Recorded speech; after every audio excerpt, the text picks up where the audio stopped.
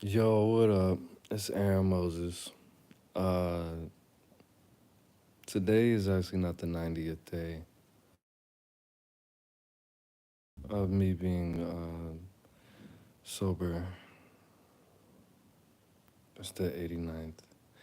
And I do want to say that this this has been a long, weird, hard journey. And before I go into my experience right now, I just want to say do it if you have to. If you need to, you should. Because if you don't, you might just expire. But at the end of the day, bro, I've been doing D-rugs and getting high and drinking, getting drunk since I was like 14 or 15. I didn't start drinking until I was 19, heavy. But before that, acid, all kind of stuff. We 15 to 90 days ago, a lot. If you didn't know, yes, I didn't just drink socially. I didn't just drink, have a beer or two after work. No, I was getting wasted every day. Like what you like the drunkest probably you've ever been. I did that every day. Every day. Every day from 19 to now 33. And it has destroyed my life in every way. Relationships, friendships, I've wrecked cars. I messed up my record, all kind of my health, all kind of stuff. I woke up places, couldn't remember. It was times I wasn't taking showers, brushing my teeth for days, changing my clothes for days, just like just smelling so bad that you couldn't just take one shower. It would have to take like 3 or 4 days for you to just smell like you still had on some used clothes. You know what I mean? Just real bad, very just horrible, horrible, horrible, horrible. But what I come to realize is the reason that I was probably getting so high and so drunk, wasted all these years was because being sober is, wait for it, it's trash, bro. I don't like this feeling. Now, me not drinking, bro, me not getting high, me not drinking, it feels horrible. I don't know why anybody is sober ever. I don't know how you do it. I don't know how I survived for so long from 1 year old to 14 years old without putting any substances in my body that altered my thinking. This is horrible. This is worse than a hangover. This is worse than a hangover, waking up 30 minutes late and knowing that I'm gonna be 30 minutes late to work. This is horrible. And thinking I'm gonna get fired on the way to work. Being sober every day feels like I'm wasting my time. Because the thing about it is, yes, you can say, oh, Aaron, be patient. It's only been 90 days. Bro, if you did what I did to my body every day, and you stop, of course, the expectation is everything's gonna be better. The sky is gonna be bluer. The birds chirping is gonna sound more beautiful. People are gonna respect you more. You're gonna just be healthier. You're just gonna gain all this muscle. Your everything's just gonna be better. No, nothing's better. Most things are not better. A lot of things are worse. Because the whole thing is when I had a bad day, when I had a bad day or I had a bad feeling, I could just take it all away with a drink, 2 drinks, 5 drinks, then wake up like, oh, how much did I drink? Now I just gotta deal with it. Now I understand why there are so many addicts in the world. Because right now I'm lucid. I'm not high. I haven't drank anything.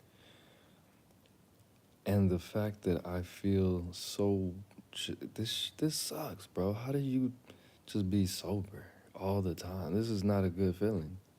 People, if you watch Intervention, they're gonna be, oh my god, I feel great. I don't feel great, bro. This is nasty. This feels disgusting, to be honest with you. This feels like if you go to a barbecue and you eat a whole bunch of meat and greasy sides with it. That's how I feel every day without alcohol and drugs. This is nasty. And the thing about it is, bro, like when when I expect certain things, no, I made a good point earlier. I just can't remember. But it's just I don't really I don't really know how to do a lot, man. To be honest, like me trying to have fun, I didn't even realize I don't even really know how to have fun. And then look at this. I have my bamboo. This is just a symbol for Michael, Archangel Michael. I got constant reminders. I got a bamboo plant and a Bombay bottle. Nah, it's weird because I never really knew what to do. Like as far as fun, I don't play video games. I get in the studio, my music's all weird, and I try to listen to. I can't even listen to music because everything is this. All the music I used to listen to is the music that I would listen to when I was high and drunk. So it makes me want to drink, so I can't listen to it. This is disgusting, bro. This is a horrible experience, bro. It's not good. But it's just like the whole thing, of course, I would expect everything to be better. What's up, Rusty? I expect everything to be better, especially overnight. But it's really not, bro. It's really not. And then I go to sleep or I wake up and I'm like, well, at least I'm not drunk. And I'm like, bro, who gives a fuck? Because this is a shitty experience. Just being sober all the time, I can remember everything. And then I'm starting to remember all the things that I destroyed in my drunkenness. And then I start to feel bad about stuff. Like, because if you don't know, bro, if you're not an addict, I will tell you what it's like. Being an addict, you don't have regular people empathy. Even when you're sober, when you constantly have substances in your mind that's altering your that's altering your thought patterns. Even if you, well, I don't know, I haven't smoked weed consistently in a minute. When you drink all the time, bro, you don't have emotions like everybody else. You don't have empathy as much as you should. So, and especially like when you get drunk, like how I used to get drunk, bro. I used to get blackout drunk every single day. So I would do bad things and not remember and not care because I couldn't remember because emotionally I couldn't put myself in that position. Like I'm not gonna lie to you, bro. One time I broke my girlfriend's TV. I broke my girlfriend's TV on purpose. I took a clock radio, swung it by the cord, and I broke her TV. Now I feel bad now because the TV that she has now is not as good as the old one, right? But after that, I didn't really care because I don't remember doing it. That's not a good example because I get reminded of it. But like a lot of stuff, bro. And then I'm having memories. I'm starting to remember stuff from my childhood.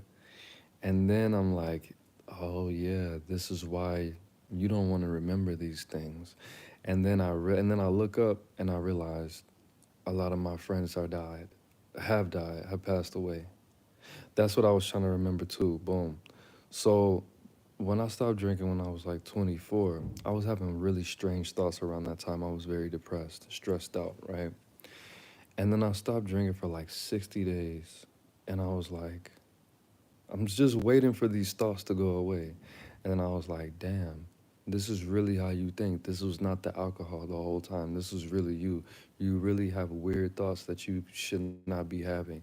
And that's what is really concerning to me right now as well, too. Like, I didn't really realize because when you drink and you do a lot of drugs, bro, at least you have a scapegoat. You could blame it on something. You could say, oh, well, I wouldn't have did that sober. You already know me. Or if I had been sober for like 3 or 4 days, that wouldn't have happened. But what happens when you take that away and you have to take all accountability and you really realize who you are when you're left alone when you're with your own thoughts and you're like, okay, I should not be thinking like this. I shouldn't be this codependent. I shouldn't be this depressed. I shouldn't have anxiety. I shouldn't be walking down the street paranoid, thinking that random stuff is gonna happen, that pit bulls are just gonna run and try to rip me apart. When you start to really sit with your thoughts and realize that, oh no, bro, that wasn't the alcohol. You're really a strange person. That kind of messes with your self-esteem a little bit. A lot of it actually. But no, sobriety, I'm not like, look, if you have a problem with alcohol, with substances, definitely get help, bro, but you need to have a support system. Personally, I don't really trust. I have trust issues, and I thought that would be like I thought everything would just be better. Like I would wake up and it just rainbows and just raining dollars everywhere. Like I used to spend probably $100 to $200 a week on alcohol and cigarettes, bars. Turns out, bro, it wasn't just so. When I start drinking, I'm thinking I'm gonna get all that money back. I'm gonna have $600 extra a month in my name. No, I'm still broke. How am I? The one thing that I thought was ruining my life, the one thing I thought was eating up all my money, I take away and I still don't have that money. I still find some kind of way to mismanage my money and I don't have it. So it wasn't the alcohol that was making me spend up on my money either. Let me read this comment. Rusty said, in the past year that I've been mostly sober, I've had extra time in the mornings. I remember random stuff from my childhood too. And that's the thing, bro. That's another point that I really forgot about. So when I got off of work, bro, first thing I would do if I had to use the restroom, I would use the restroom. But I'm just like, if you ever seen Intervention, I was a functional person when it came with mine. So I would have alcohol all over my house, refrigerator, freezer, in the sink, all over the counters, computer desk, bed, under the bed, in my drawers, in the shower, in the bathroom. So I would be able to drink in every part of my house, every inch of my house. So if I had to use the restroom, I could either get something out the refrigerator, get something out the counter, or I would have a beer or a half finished beer or some kind of hard liquor on the sink for me to drink while I'm taking the shit. You know what I mean? So it was not I had a routine. I would boom, get off of work, drink a beer, let it play with my stomach, eat a little something, drink more till like 8 o'clock, eat some more, drink until 12. 12 because I need about 6 hours of sleep, and if I wake up at like 5, if I wake up 2 hours late, I could still lay there for 30 minutes and get ready in 30 minutes. Like I had a good little bad, horrible self-destructive routine. But at the end of the day, bro, this is not good. And this look, now if you're on a journey of sobriety or you have a problem, this is not to encourage you to keep on doing what you're doing because that would be selfish and ignorant and harmful. And that's not why I make these videos. I'm just showing you, bro. I'm showing you what you need. I'm showing you the possibilities of what's gonna happen. If you're gonna be so okay, so look, if you're gonna be sober, you need something to do. You need something that's gonna boost your serotonin that is not drugs. You don't wanna replace one thing with another. But at the end of the day, what I did when I first got sober, bro, I would do everything. Before I got off of work, I would make a list of about 10 to 12 things that I had to do before I went to bed. 10 to 12 things. After about week 2 of doing that, and I accomplished all these things, and I felt good and I felt secure in my sobriety, I was like, all right, bam, Big Moses. We did 2 weeks sober, bro. I'm not going back, never, bro. Yeah. Then after that, I just got lazy. I just didn't really, I got comfortable. Like, yeah, I was working out. I bought a little workout bar, a little pull up bar. I bought some protein. You know what I'm saying? I was buying all the healthy snacks and protein powder and buying whatever I did, but eventually, slowly, because I didn't make it a lifestyle and I just tried to adopt this habit, it didn't really stick. But now I just feel lonely. I feel like a failure because I still like my social skills didn't shoot through the roof. I'm not magically a better conversationalist. People don't relate to me anymore than they did. I don't look some people some people will say that I look better in my face or what have you, but so what? I I can't see my face. You can see my face. That doesn't matter to me like that. Like I enjoy being beautiful, but I'm not looking at me all day. And just because I look cool or whatever to you or to other people, I still don't feel that great. So so what? That's like that's like being in a car with nice rims and I have a empty tank. Like, okay, my teeth aren't like I just nothing's better, bro. Nothing about my life is better at all. And that's very discouraging. Am I gonna drink? Am I gonna relove? I don't even like to use that, bro. When I make it to a certain point, I'm not about to think about drinking every day. I'm not about to go to AA. I'm not about to if I have a beer one day, I'm not gonna be a relapse, bro. I'm not. I don't label myself certain things for a reason because I'm not trying to obsess. Like obsessing with sobriety is just as weird to me as being active in your lifestyle of addiction. To me, I'm not a psychotherapist. I don't know. I didn't read about these things. I'm just saying that there's prostitute there are prostitutes out there. I don't know if my audio is gonna. Let me know if you can still hear me when I do this. I gotta take my headphones off. There are prostitutes out there that go into life. They what they call square up, and they get a husband. They get a boyfriend. They have a family, and they never tell anybody in their new life when they move to. Cool, I appreciate you. When they move to their new neighborhood and their new state that they, I used to suck dick for money, right? No, they put that behind them. Their husbands, they don't know that they used to sell pussy back in the day. Their their kids don't know that. Their in-laws don't know that. I don't know. I mean, me personally, I think I would know if my wife was a prostitute, bro. Maybe because I grew up with prostitutes around me and some of my friends. But no, I don't know how you people, and some of you are out there, Stefford, that's what I was thinking, Stefford Holmes. You got to ask yourself, do you really know your girlfriend? Do you really know your wife? Think about this. What if your wife used to be a prostitute, used to sell pussy ever since she was 18 years old, and she's 25 right now, and you have two kids, and you never thought to yourself, did my wife used to sell pussy? Cause she can suck a mean dick. She did suck the skin off my dick the other day. Yeah, she might be. Just ask yourself, bro. Just ask yourself. And no, look, I'm not drunk. This is really me, bro. Like, and then when I used to see, I used to be like, I used to have a lot of anger, right? And I will always be able to be like, okay, it's because I'm hungover. It's because I got a little headache. Or it's because I still got some turn up in my system from 3 weeks ago. It's because I need a cigarette. Because I'm too sick to even enjoy a cigarette because I woke up and my heart is beating too fast.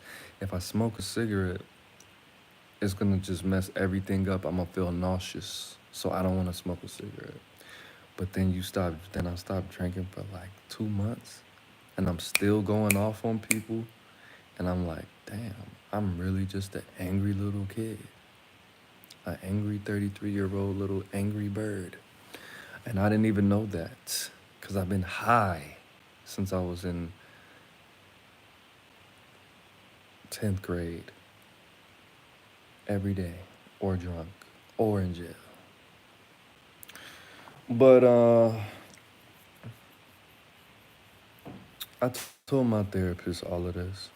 And I don't remember what he said because he didn't say what I wanted to hear. So I tuned him out because that's how I get down. Gang. That's not funny. Don't do that.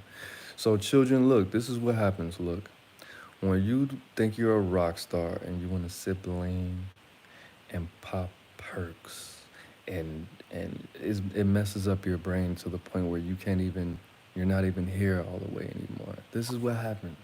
This is what happens.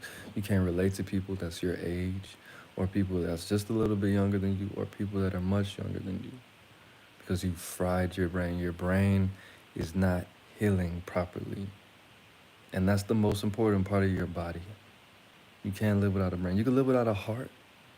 You can live without a lung. You can live without a stomach. You can live without all of this. Not all of it. You know what I mean. But no, this is a problem, bro. I forgot what it's called. But there's a point where your brain is not going to be able to respond to its environment because of the receptors not being able to receive certain levels or perceive certain levels of serotonin. Your brain is not going to be able to produce certain chemicals and hormones to keep you regular as a person, to keep you relatable, to make you laugh at things that are supposed to be funny for you, to make you feel love when you're supposed to feel love, to make you respond to how good something tastes or to how good something sounds or how great a movie is. You're gonna fuck your brain up, stupid, if you keep on doing drugs and alcohol. And you're gonna feel how I feel, which is like an alien, a bad alien, not a good alien, a sad panda, not a happy. I'm serious, bro. If you don't get that's from South Park, for everybody who didn't have good parents, who had good parents, then I start thinking about everything. I start thinking about my past and my trauma, and then shadow work. Boom, what do? I ordered this book. I'm not about to read this shit. And then I ordered this book. I'm not about to read this shit. I don't want to do any of that. Then I started looking up weird stuff on the internet. And now I'm not gonna tell you exactly what I looked up, cause I can't. It's nothing like, oh my god, this nigga's a demon. It's not like that. But if you actually, to be honest, you would probably think that if I told you exactly what I looked up to make myself feel better, it was pretty bad. But at the end of the day, that shouldn't give me more pleasure than regular stuff. It was not sexual. But that shouldn't give me just laughing at certain things that the average person shouldn't be laughing at. That's not good, bro. Now I feel like a psychopath. Now I feel like an unrelatable monster, to be honest with you. Monster, that's pretty harsh. I'm gonna take that away. That's not I don't feel like a monster. But I'm just, to be honest, I'll be real with you, bro. I'm lost. I'm lost. I'm not depressed. I don't feel too much of anything because I'm not used to having regular people emotions without something guiding me in that direction of feeling that. I don't know what to feel or how to feel because I don't have a boost, because I don't have a drink, because I don't have any pills, because I don't have anything to smoke on. Because if so, then I would be not talking to you weirdos. I'd be listening to music or making music or doing anything but this.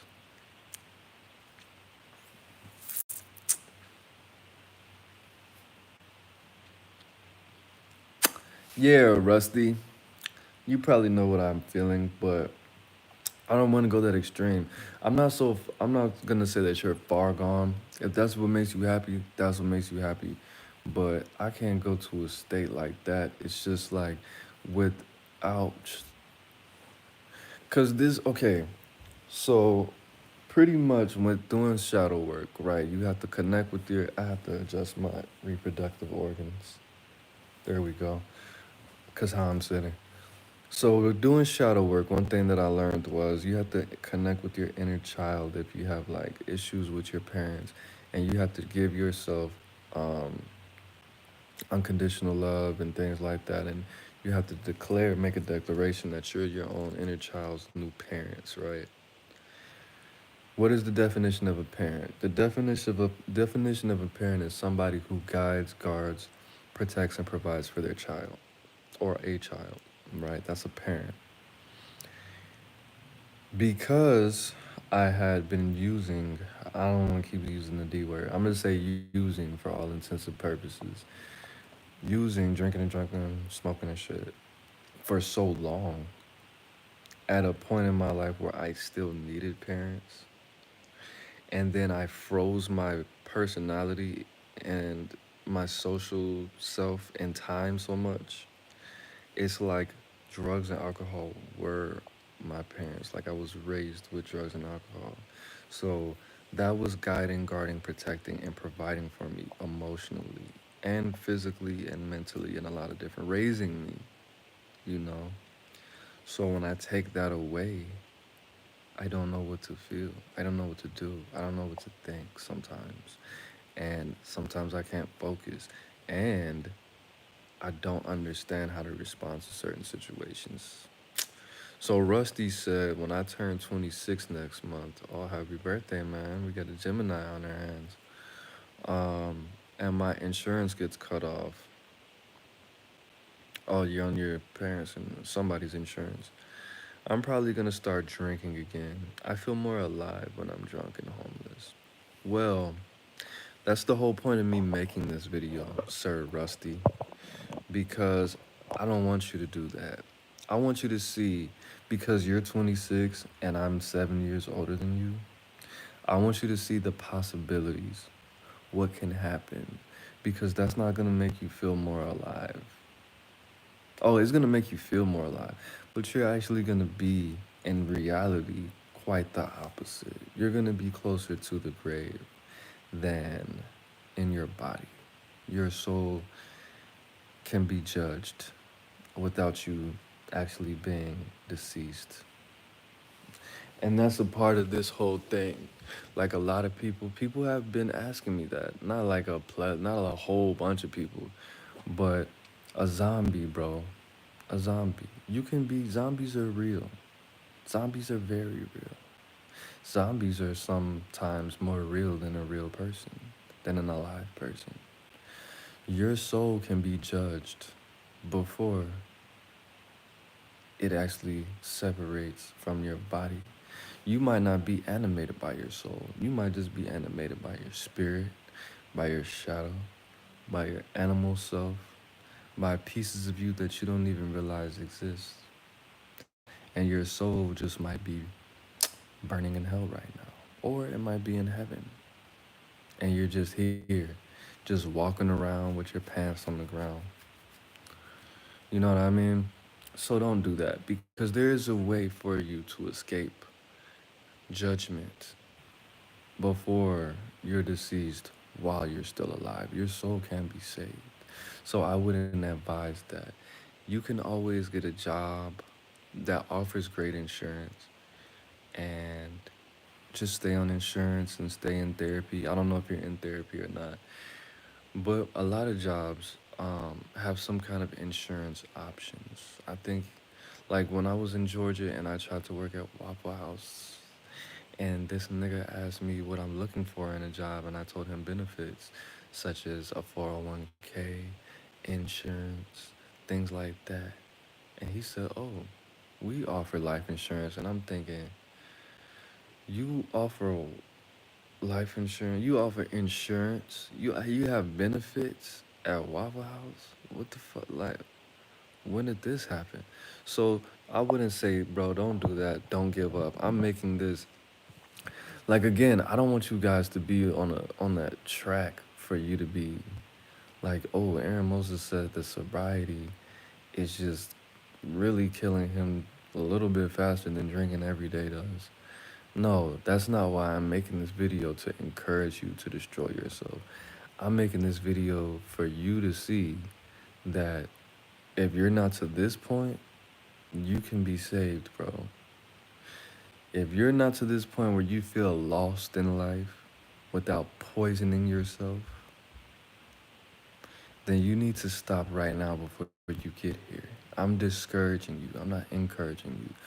Being homeless, bro, because you're being homeless is putting yourself in danger. And for you to be under the influence and homeless, that's just a double whammy, my brother. Don't do that. Don't do that because you can actually help somebody while you still got a month. That's not the end of the world, bro. You not having insurance. I never had insurance. I didn't have insurance until I was like 28 when I worked at the Dollar Tree warehouse. From from 21 to 20, I didn't have insurance for like 7 years, bro. Rusty. Let me read this comment, Rusty. Let me read this rusty ass comment, Rusty. Shackleford. Rusty said, I already spent like 2.5 years of my life in rehab. What's rehab? And sober living houses. After this time, I'm not getting going back unless I get a body broker to pay me for my time. What is a body broker, bro? What are you talking about? A body broker?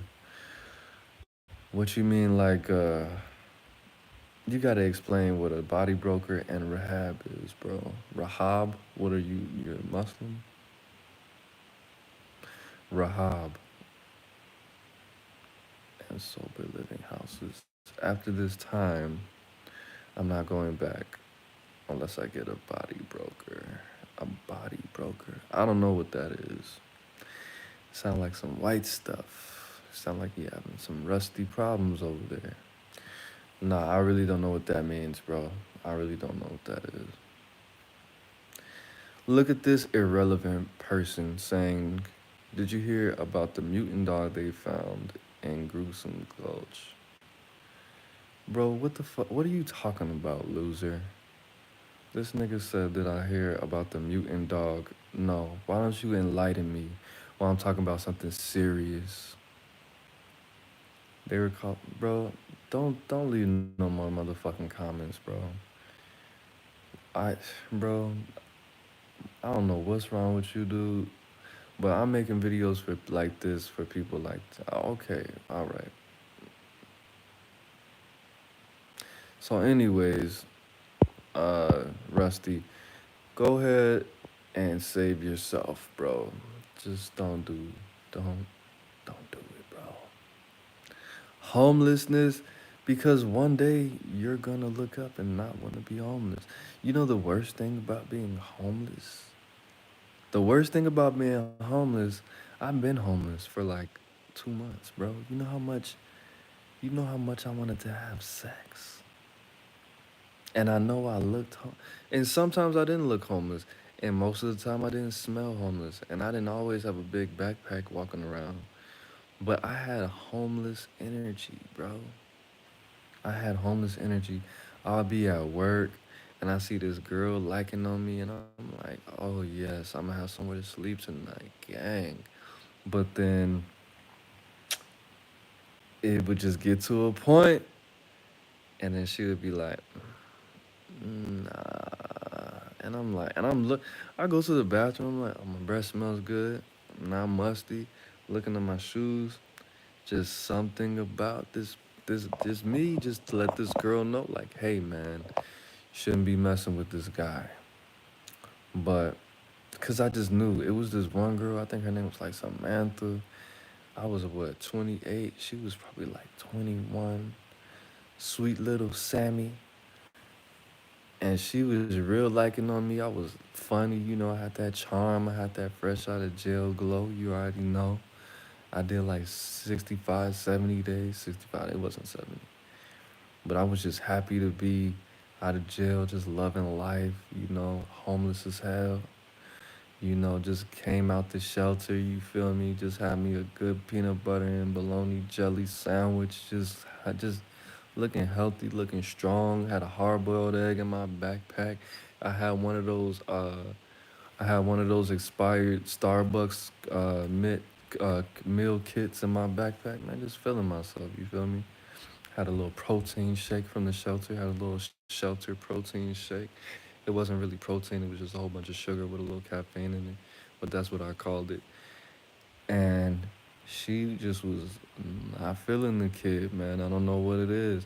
But I think you know that smell that homeless people have when you know they took a shower, but they still put those old clothes on they had like for 3 days in a row. It's not like a musty smell, but it kind of that's probably what I had going on.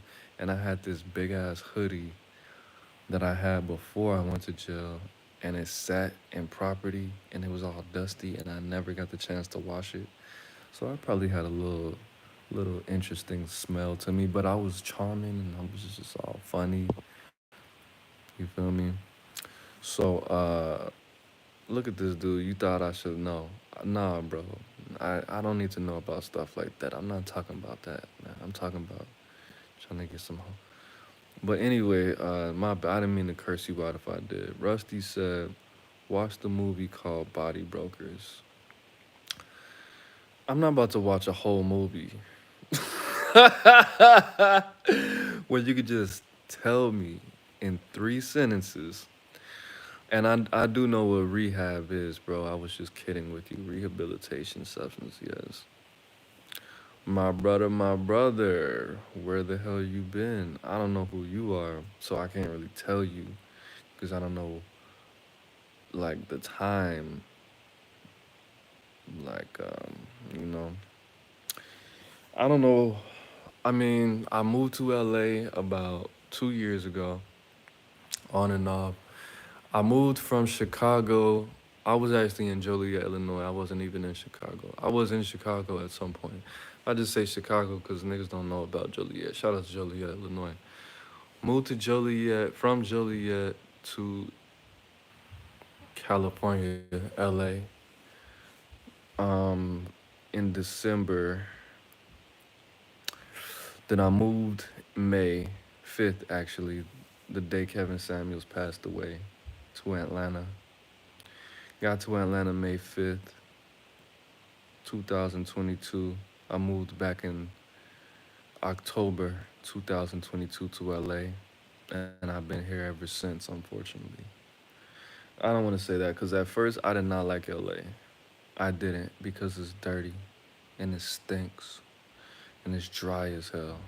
And it's a lot of homeless people and a lot of addicts, and a lot of these girls have BBLs and skinny legs. I don't like that. You look stupid. And yeah, what was I saying? Oh, that's why I didn't like LA. And a lot of these niggas dress weird for no reason. And grown men ride skateboards. I don't like that. You shouldn't be 40 on a skateboard, sir. You're gonna hurt yourself. When you fall at 40, and I'm not 40, I fell like 3 years ago when I was 30. When you fall at 30, it's not the same as falling when you're in seventh grade. It hurts. It's a different kind of hurt because you're a little bit taller and things take a little bit longer to heal. Come to Texas. I'm trying to get my girl to move to Texas, but she's scared of guns. And there are more guns in Texas than California, and there are more mass, you know what's in Texas. But I always wanted to move to Texas when I was a little kid, when I was like in high school. And I mean, of course, you're gonna think I'm a nerd for saying this, but because I liked Mike Jones so much, because I liked Texas music, I liked what I could perceive the culture Texas culture was through the music. I liked Chopped and Screwed. I liked 3 6 Mafia. Even though 3 6 Mafia is from Memphis, they just reminded me of Texas a lot. Um, I liked a lot of Big Pokey. I liked UGK. I liked Lil Kiki. I liked Bun. I already said UGK. I like Chameleonaire is really the lamest rapper that I ever heard in my life. Chameleonaire, the name. chameleon. You gotta have a special lame gene. You have to have the genetics of a lame. You have to have the hereditary characteristics of a lamb. You gotta be the most chameleonaire, chameleonaire. So you like chameleons and you want to be a millionaire, so you just thought that was genius to cram those two things together. What is wrong with you? Are you dumb? Chameleonaire. So if he likes zebras, his name would be zebra millionaire, zebra millionaire. If he liked dogs, he'd be pit millionaire. That sounds better. Pit millionaire. This nigga said chameleonaire. Is his name like? Does it start with a K? His name's probably like, I don't want to talk about that, dude. See, you got me bringing down the vibes for no reason. The vibes were already low. Then you had to say something about chameleonaire. But nah, I liked Chopping Screw, DJ Screw. I sipped Lane a lot. It was 2003 when I met my nigga D. Oh no, that's from the same song. I tried Lean my first time when I heard Pimp C died. That's in a song that I wrote a long time ago. But no, Texas is cool, and I'm not gonna lie to you. Too many white women have broken my heart over the years, so I'm off y'all. I don't even really want to engage in intercourse with a white woman like that. But I heard that they hit down there, and it's a lot of them. I don't want to say all of that. That's not even. But yes, I've been to Texas like twice. I've been through it. I never got to stay the night. I mean, I probably fell asleep on the Greyhound, but I've been to Tyler, Texas on the Greyhound. Oh, and I've been to Dallas. This nigga in Dallas tried to press me on some stupid shit. So tell me why, bro. Tell me why I'm going from Arizona to Atlanta on the Greyhound. Best trip ever. It was great. That was amazing.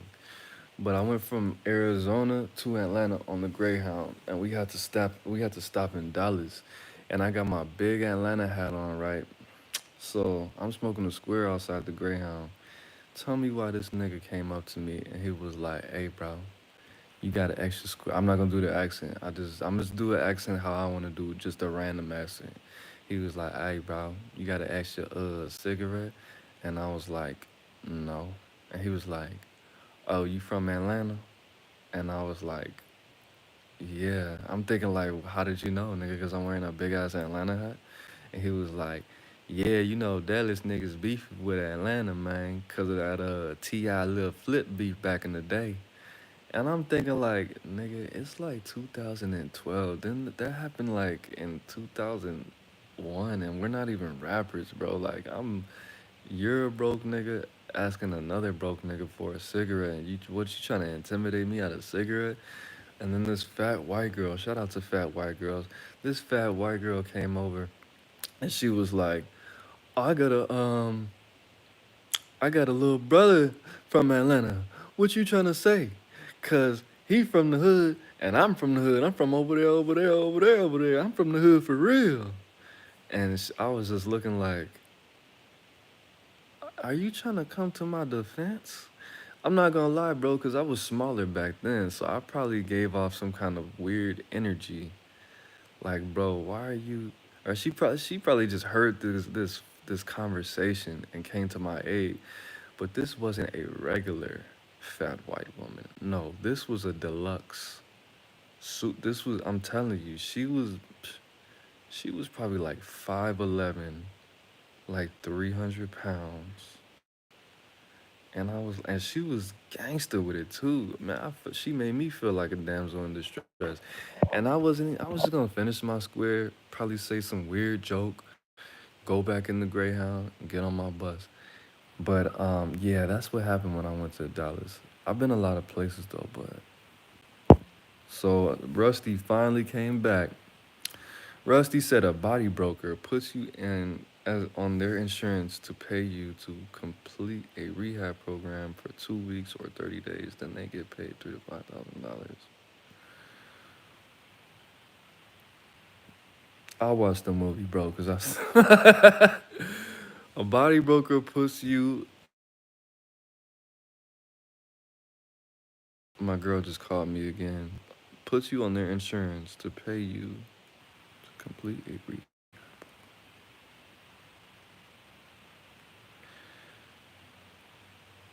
So, a body broker, let me just read it one more time. A body broker puts you on their insurance to pay you.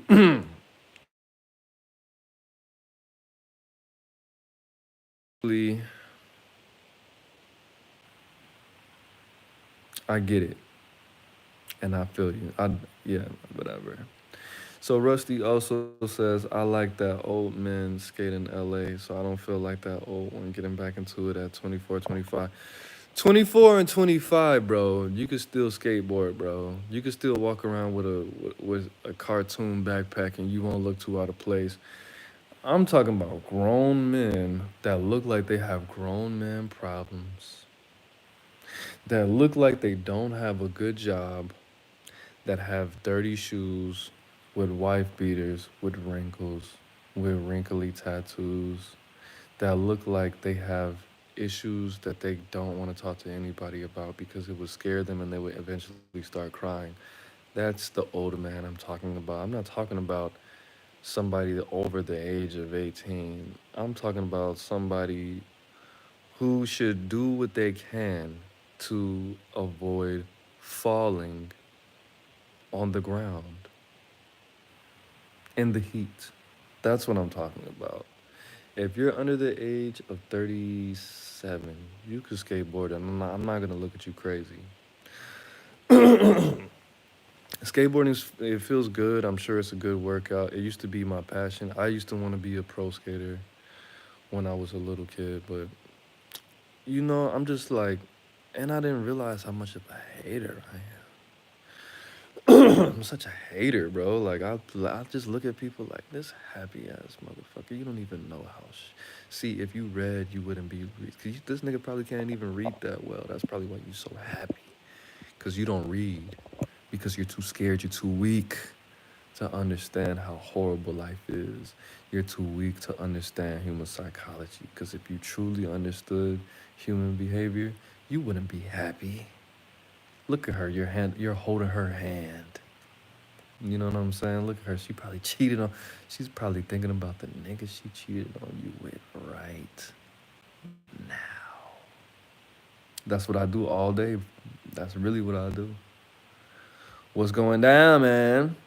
Skipondo.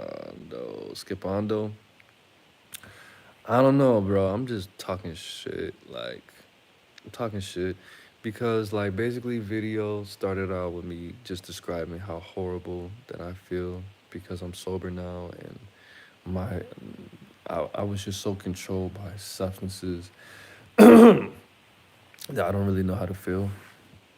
But yeah, bro. Like I said, Rusty, keep going to rehab, bro, because I didn't really get that. Like I went to rehab because I tried to, you know what I'm saying? I tried to do that. And then I felt better, right? So a year later, I tried to get on I tried to get on SSI, right? So somebody told me I tried to get on SSI because basically I was depressed and I couldn't stop drinking. I lived with my mother. This is when I was 21. When I came from Arizona, landed in rehab. So came from Arizona. I was just unmotivated. I was drinking. I was trying to get back in the streets. And she was like, bro, if you don't want to work, at least get on SSI. I can tell them that you have mental health issues and ooh out the bam. I will vouch for you and I'm not going to be lying. And then when we get to we went to the doctor and they denied us, right, to get a psych eval. And the lady was like, bro, you always get denied the first time when you try to get SSI, especially for mental health issues. So you have to go, you have to get another psych eval, but we just can't do it here. So we go to the other place to get a psych eval. And my fucking mom, I'm pretty sure to this day, I believe that she tricked me into filling out this application in a way that would get me locked up. So it asks regular stuff. Are you hearing voices? No. Do you sometimes feel this? No. Do you ever plan on doing this to yourself? Yes. Sometimes do you have these type of thoughts? Yeah. Sometimes do you feel like you weren't here? Yes. Because my mom told me to write that because that's the most extreme thing you could write. Dummy. So the lady came in here and she was like, we have a couple things that we need to discuss that are a little concerning at the end. And she was like, sometimes you feel like this? And I was like, yeah, sometimes I do. And she was like, so you feel like doing this to yourself? And I was like, yeah, of course. Yeah, look at me. And then she was like, so usually when people put stuff like that down, we don't take that very lightly. And I'm gonna have to show this to one of the doctors. And to be quite honest with you, they might hold you here for a couple of days. And I was like, what? Why? I'm not planning on doing it. I'm just saying sometimes I think about it. And she was like, yeah, that's like the same thing. And I was like, oh, fuck. Ah, man. And I'm thinking, like, bro, I just bought me a 12 pack. I was about to get it in. But then she came back and she was like, so the doctor said that they are going to hold you.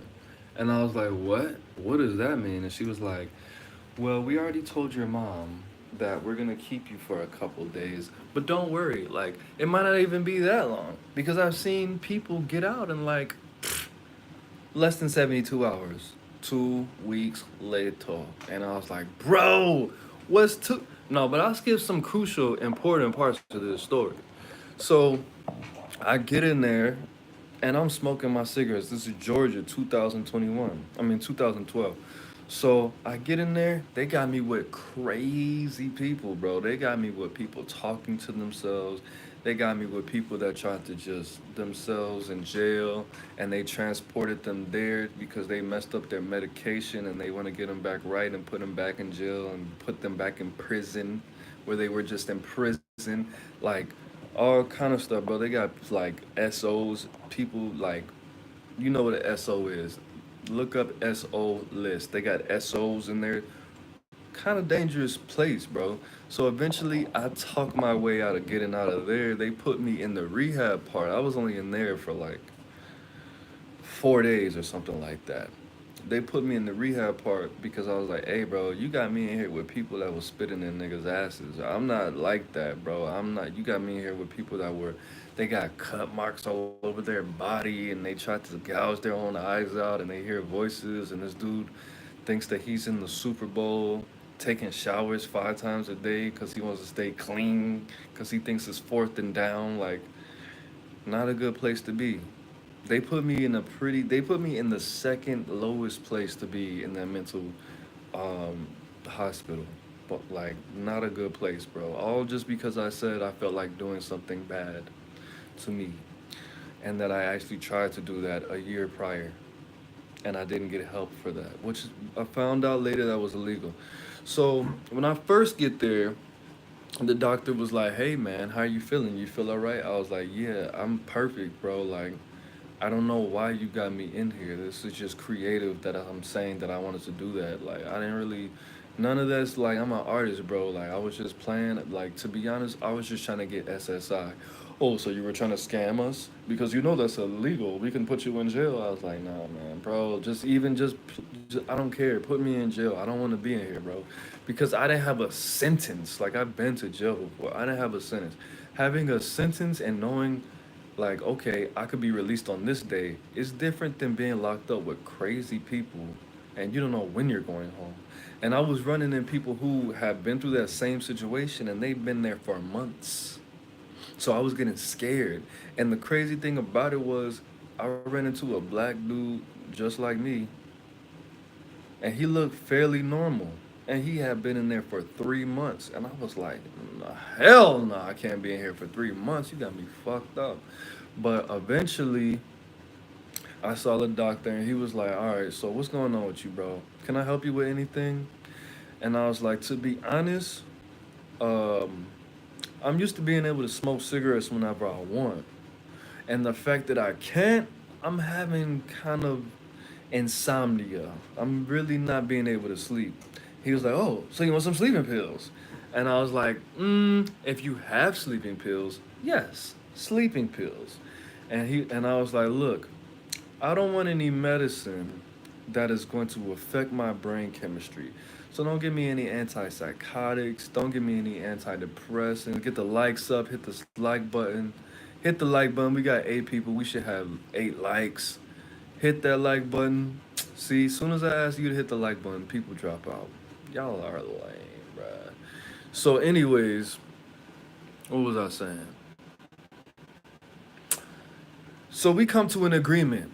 Aaron Moses, no psychotropic medicine, no antipsychotics, no antidepressants. So he was the next day. He was like, "All right, I filled you a prescription for some sleep aids." And I was like, what kind of sleep aids is it?" He was like, "Usually when we give people," and this is his name was fuck this nigga. His name was Dr. Patel, at the Peachford Medical Center, medical place in Dunwoody, Georgia.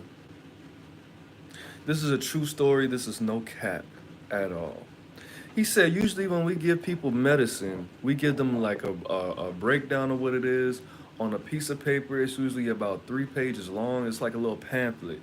But we don't have any of those. We ran out.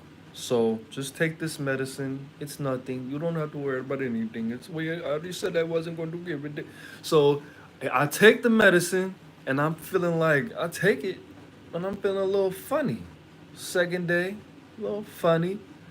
Third day, I go to like the little living room area where you could watch TV, and I saw on TV this lady got in a car accident. She died, but her her kids survived. I think because the girl was trying to do, she was trying to take herself out, so she ran into her car head-on collision.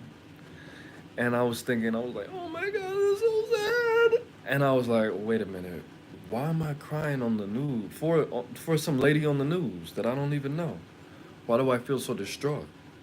So I separated myself, and I was like, "All right, I'm cool." And somebody was like, "Hey, bro, you want to play some cards?" And then I played the cards. He was like, "Come on, bro. I don't like to lose. Do you know how to play this game?" I was like, "Man, I don't really know how to play this game, but I'm pretty smart." So we end up losing twice, and I felt like crying again, and I was like, "Oh hell!" And then I start hearing voices. I was like, "Oh, this nigga gave me some bullshit." And I went to the doctor. I was like, "Hey, bro, what did you?" He was like, "Well, don't be mad, but I gave you something. The one you take in the afternoon. You're not supposed to do that on there." He's like, the one you take in the afternoon is called Wellbutrin. The one that you take at night is called Seroquel. Wellbutrin is this, Seroquel. I was like, "Bro, what? You didn't. I. We discussed that you were not gonna give me any crazy pills, bro." And he was like, "Oh no, this not crazy." I was like, "Nigga, you gave me. This is literally called an antidepressant. Like, bro, it says right here they used to give this to people with schizophrenia. What is wrong with you, bro?" He was like, "Well, you need it." I was like, "Bitch ass nigga, I told you, nigga, you drugged me, bro. You drugged me, you raped me." And he was like, "Don't calm down." I was like, "Bro, I am calm because I'm on drugs, bro. If I was in my right mind, I would have cursed you smooth the fuck out, and I probably would have swung on you, bro. What's wrong with you? You took you're I trusted you, dude."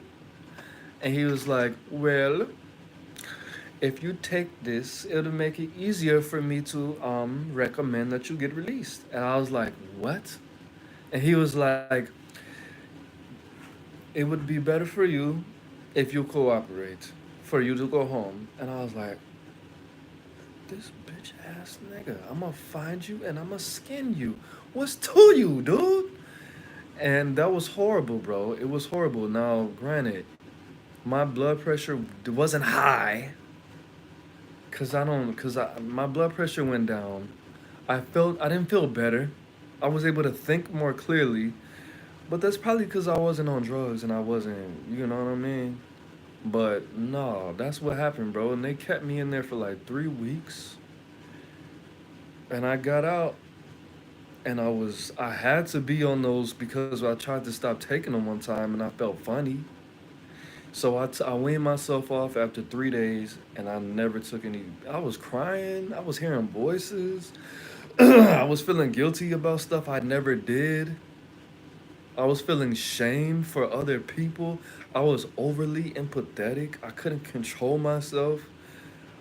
I felt weird. And when I smoked weed, and when I smoked cigarettes, it tasted like burnt. It tasted funny when I smoked cigarettes, so I couldn't. Newports didn't even taste the same for me for like a year and a half. That's how it messed up my brain.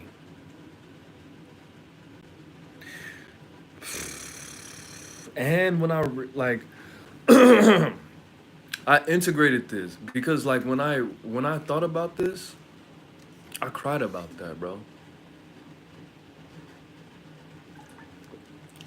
When I got out and I told the homie this story, like in a lot more detail, I cried. I cried.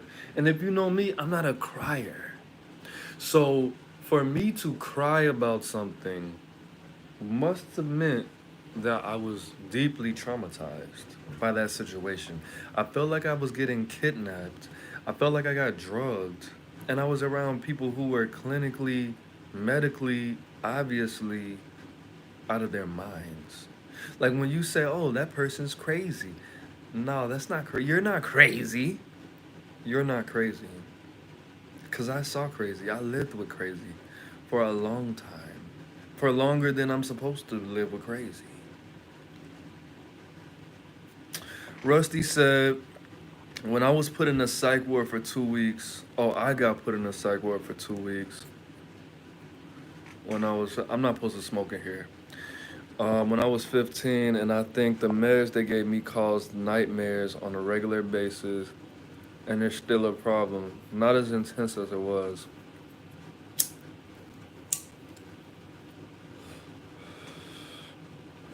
Well, to be honest, if you find out what that is, if you could find out what that is, if you go to that same place, if you've signed a ROI, I think it's called a ROI.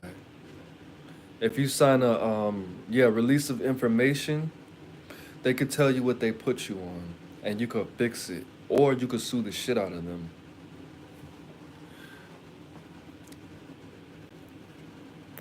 and they'll fix it for you. But nine times, I mean, what I didn't do anything. I mean, my brain just healed itself. Because for me to perceive sick, and then this nigga said, sometimes we give this. It doesn't mean you're crazy, Aaron. Yes, it does. Sometimes we give this to people to stop smoking cigarettes. And don't you want to not smoke cigarettes? I was like, no, nigga, I want to smoke cigarettes more, you bitch. Because I'm stressed out more because you're drugging me and I don't know when the fuck I'm gonna go home. Dick sucking ass. But what was I about to say? He was just like trying to convince me, oh yeah, you gotta keep coming back after we release you. That just means we need to readjust your meds. Nigga, you need to readjust these nuts in the back of your throat. You think I'm gonna trust you with my brain again? Okay, well you know what it is? Yeah, they had me all the way messed up, man. Skip a redo. It was Oblitify, and Respidone. Respidone, I heard that was some serious stuff, man. Well, you 15? That was like 10 years ago, bro. I'm sorry. That sucks. See, if I ruled the world, man. Moses for president. Baby Moses and Big Moses for president.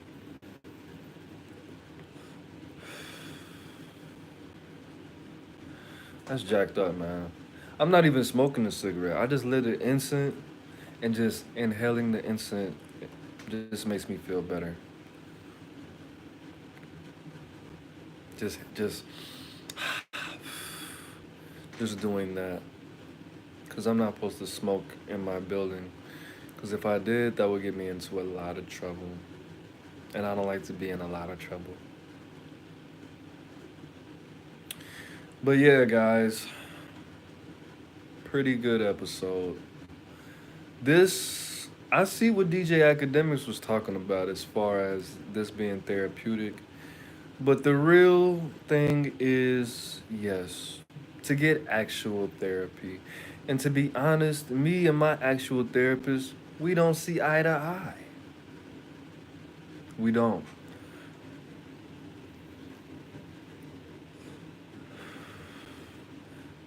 We don't see eye to eye. Those incense are crazy. Went in my mouth a little bit. We don't see eye to eye. And I feel like I'm alone in this world. But I'm sure that everybody feels like that sometimes. Those meds were on those commercials. Yeah, I remember. They sound you to be compensated if you develop male breasts or a gambling problem. This nigga said a gambling problem. What kind of pills would make you? They need to stop with all of this foolishness, bro. We need to return to the earth. We need to return to the earth and just do things regularly. Most problems can be talked about, could be talked through. Most people just need a hug. Most people just need to socialize with the right people. Most people just need to adjust their diets, adjust their environment, learn to control themselves, work out regularly, drink clean water, wear clothes that make you happy, express yourself, do some kind of art, balance that out with a fulfilling job, some kind of discipline, learning some kind of martial arts is usually not that serious. And then look, I was a little wild young buck.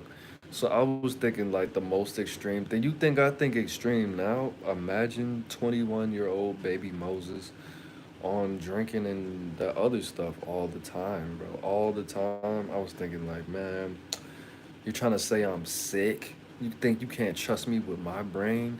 You should be ashamed of yourself, bro. You just took advantage of me, bro. You're like a R word, bro. You're like a grape. You know what I'm saying? Like I really didn't even use profanity. But I don't want to talk about that, man. Somebody, now we could switch the subject. I don't want to talk about that no more. I don't want to talk about that.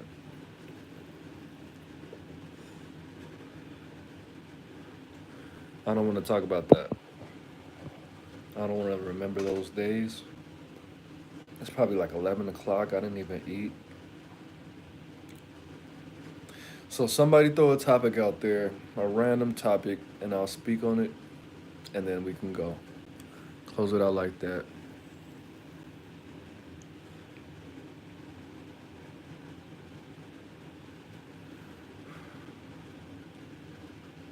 Show my hand tap. Who are you, bro? Weirdo. That's the thing too. I thought I would attract different types of people that were not on this wavelength because a lot of my fans, a lot of my supporters are oddballs and just strange people. What is this? Good place to. I don't have hoes, bro. I don't have 304s, bro. I'm a good guy. I'm a family guy. Peter Griffin. But if you must, if you want to, I would say Whole Foods, the gym, places that you would go if you really, really, really were an important person. I would say the library. No, no, no. Scratch that. Not the library. Barnes and Noble. Places where people are trying to improve their lives. Places where valuable people go. Like I said, Whole Foods, the gym, Barnes and Noble. Where else? We got places I don't go. um, Yoga, cooking classes, meditation meetups, neo soul concerts, jazz bars, places that people go when they are grounded, they have their stuff together, and they're open minded, basically. If you want to meet women on Instagram, what you do is you type in hashtag Whole Foods, wherever city you might be. So if you're in Atlanta, you type in whole hashtag Whole Foods Atlanta, click on that, and then go to the women, go to the likes of certain posts, look for the women in that city, start a conversation, and go from there. There you go. Boom. Just gave you some good game. I got that game from Sinful to P. If you want to be entertained, if you need some encouragement, some enlightenment, some development, I want you to go to YouTube after this, type in SINFULTHEP. Type that in. It's one of my favorite YouTubers. He passed away December 26th, 2022, I believe. 22 or 23. See, I can't even remember because it was so horrible for me to go through. Am I on Twitter? No, I'm not on Twitter. I'm not on X. I used to be, but I really couldn't figure it out. I'm on Instagram. I can't really figure out that Instagram game either. I'm on Facebook. My Facebook's busting. I'm not really on Instagram. I mean, I haven't really been interested on Facebook either. I'm about to start doing tarot readings though. When I get over this, whatever this is, I don't want to call it a depression because I'm not a little girl. I'm not depressed. I'm just bored. I'm just bored. I'm not having enough sex. I don't want to touch myself because that's nasty. I don't want to touch a. I don't want to touch a male reproductive organ. I don't even want to touch myself when I pee. I sit down when I pee. No cap.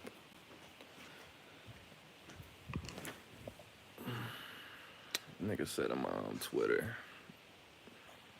Show my hand tattoo. I have a big Mars tattoo.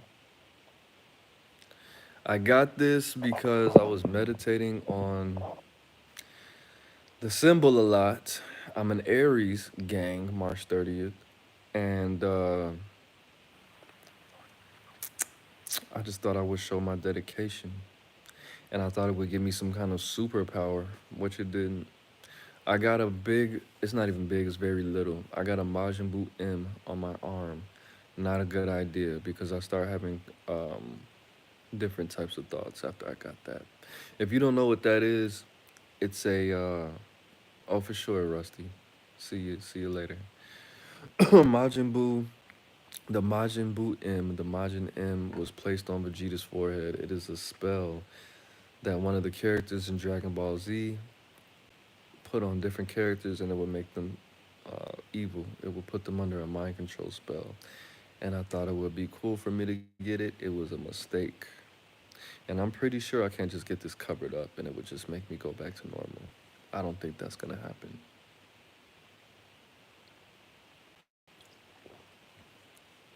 I don't think that's gonna happen at all.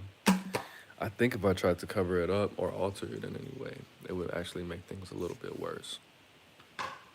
Let me look at it to see if I can get it covered up. 'Cause all my tattoos are pretty bad because somebody who did not like me very much. I think I could get it. You know what?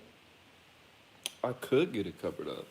Somebody who didn't like me very much did all of my tattoos. You've been watching me since 2016. That's a blessing, bro. Blessings to you. Didn't like me very much. So I think I got 12 tattoos. I got 3 of them when I was in jail. I got one of them. I got tatted by 3 people. The first tattoo I got was a 3-6 Mafia tattoo from the Mystic Styles album. It's 3 skulls with 6s on their foreheads. I got that for my birthday, This dude that I met at a bar when I was very, very drunk when I was 19, I got his number when I was trying to holler at this girl. I was drunk.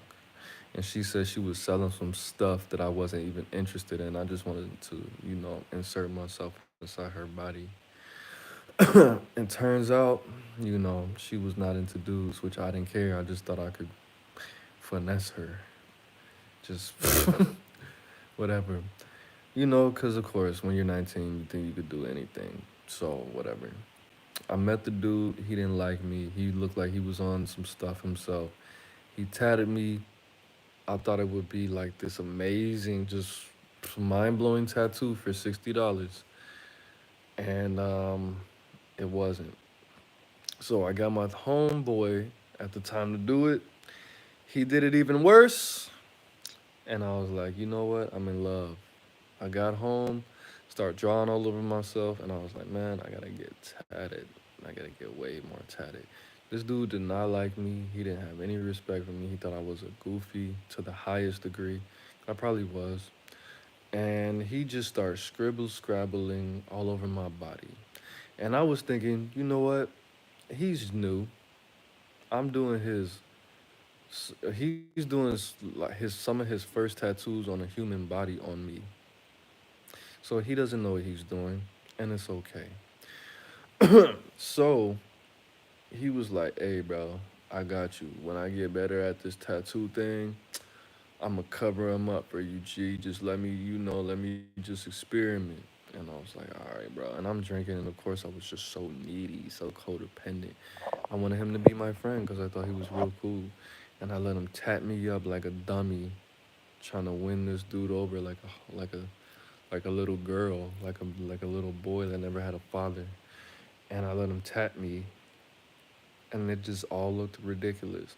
Fast forward to like 2000.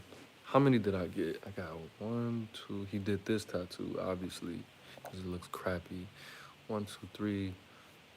I got like 8 tattoos or like 9 tattoos about this dude. Fast forward, let me show you a great display of social skills and how experienced I was with women. Fast forward to 2012. Got back to Atlanta from Arizona, right? This is in Chicago. Fast forward. So I got this big cross tattooed on my arm. It was nasty. It was just a hollow cross.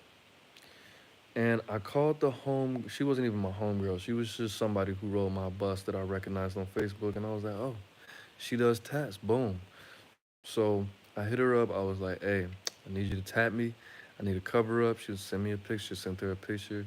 And she was like, what do you want as a cover up? And I said, a black rose. Because the symbolism and da da da da. And sometimes I just feel like, a black rose. Like, what kind of, what kind of, whatever the case.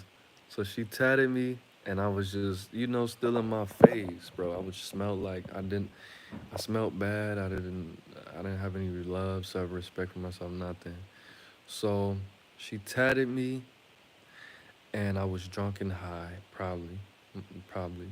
And I left my phone at her house. So I logged into my Facebook in my homeboy's phone, and I texted her. I was like, "Hey, I left my phone at your house." Boom. I got that. I got this tattoo, and oh, I was planning on getting another cover up by her, right? And this is things click. So she was a stud, right? She was a female, but she dressed like a dude. And she was a white female, and she dressed like a black dude, right? So I'm not really at this point. I'm not really in tune with psychology, behavior. My social skills are jacked up. So when she gets there, I was like, "Hey, I really appreciate you bringing my phone," because I thought about this, what I was gonna say, just to take the sting off. I said, "Hey, I really appreciate you bringing my phone." And she was like, "Oh man, no problem. Just make sure you pay attention a little bit better." And I was like, "Hey, can I be honest with you?" And she was like, "Yeah, what's up?" And I was like, "I didn't really drop my phone on accident. I left my phone in your house because I wanted to see you again, and I didn't have any money to pay for a tattoo. And she, and she was like, "Really?" And she really felt this. She felt like this is the most romantic thing that she's heard ever. And I was like, "No." Laughed in her face, and she made this face like, and then she got mad, and then she pulled out that driveway fast as a bat out of hell. And I was thinking like, should I not have said that? It was a joke. I thought that she would know I was joking because I'm a straight dude and she is dressing like a straight dude. So I didn't know that she would think that that was romantic or she would think that I was really trying to go there with her because I just assumed that that would be like the same thing as me saying that to a man, but it wasn't. She really thought that was romantic and I was like trying to go somewhere with her. But I apologize to you, Spade. I just didn't know. I was just dumb. But of course, because I was just so silly, I trusted this woman whose feelings I hurt with my body again, and I let her tap me again, and it was horrible because I went there and I played with her emotions like that, which I didn't plan on doing that. It's just I didn't know. But this tattoo, I have a big A tattooed right next to that black rose, and it's horrible. Not because she's a horrible tattoo artist, but because I remember that day. I don't remember exactly what I was wearing, but I smelled like mildew clothes because I washed all my clothes, put them in the I put them in the dryer, but the dryer was messed up. It didn't dry my clothes all the way. It smelled like mildew clothes. And I probably was a little musty because I was not showering every day because I was drinking all the time. So that combination. And then I probably smelled like cigarettes and weed and alcohol. So just like I smelled just like a homeless person that fell asleep in a wet basement. Like not good. And I probably didn't smell too much better than next time I came over here. So this is a person sitting this close to your body, tattooing you for hours, and you don't respect them enough to put on clean clothes and wash yourself. And you're only paying, I probably paid her $80 for that tattoo. And she did a pretty good job on the Black Rose cover up. But the second time, yeah, no, that was not a good idea. But I learned my lesson. I learned my lesson, probably. But yeah, that's about it. I told you a lot. I'm gonna watch this video. Hopefully, I didn't do anything or say anything that I would regret. I probably did. But it felt good to get all of this off my chest. I'm gonna go to sleep probably soon. I don't have anything to eat. I don't like my job. It makes me have really horrible thoughts about myself. It's not good for my self esteem. I try to work on my self esteem, but I realize that it's really counterproductive to work on my self esteem if I dislike my job and I assume that people are having really low vibrational thoughts about me when it's really just myself projecting that to myself. But 9 times out of 10, they are. They're thinking what they're thinking about me. Wow, that was a train wreck. But that's it, man. I hope you guys have a good night or a good day, good afternoon, wherever you might be watching from. It's Aaron Moses. What's messed up? I'm better on paper, bro. I'm better on paper. I'm not that. It's really not that serious. I just been mismanaging my energy the past couple days. I'm really not depressed. My life is really not falling apart. I was very genuine, very authentic, very transparent through this whole hour and a half live stream. This is the longest live stream I've done in like probably 4 years. But no, all of that was true. All of those stories were authentic. I was not really smoking a cigarette or vaping in my bathroom. That was really an incident. Um, San Antonio. That's a possible. Wait, 2021.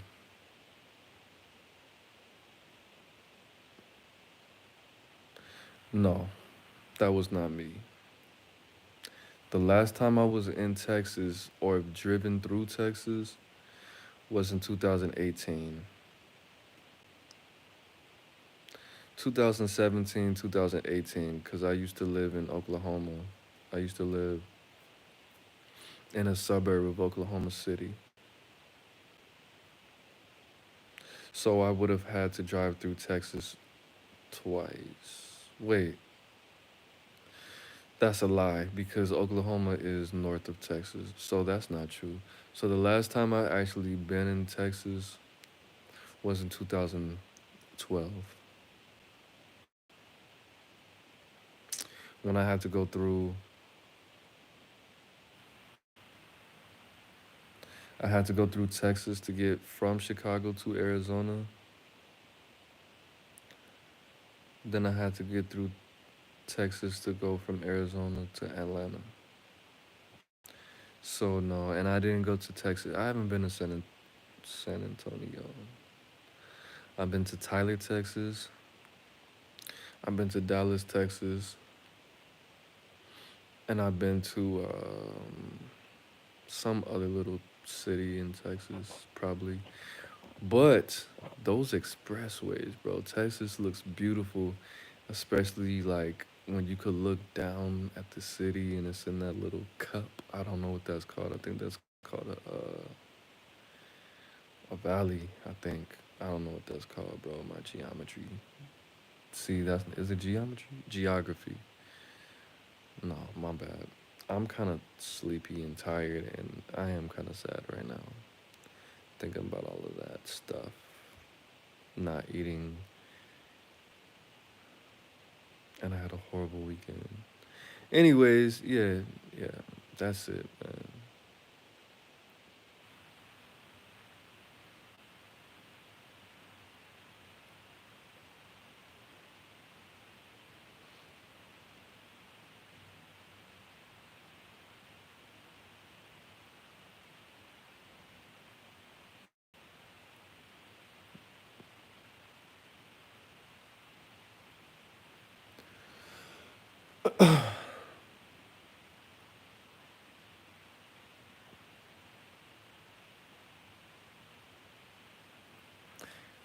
Peace.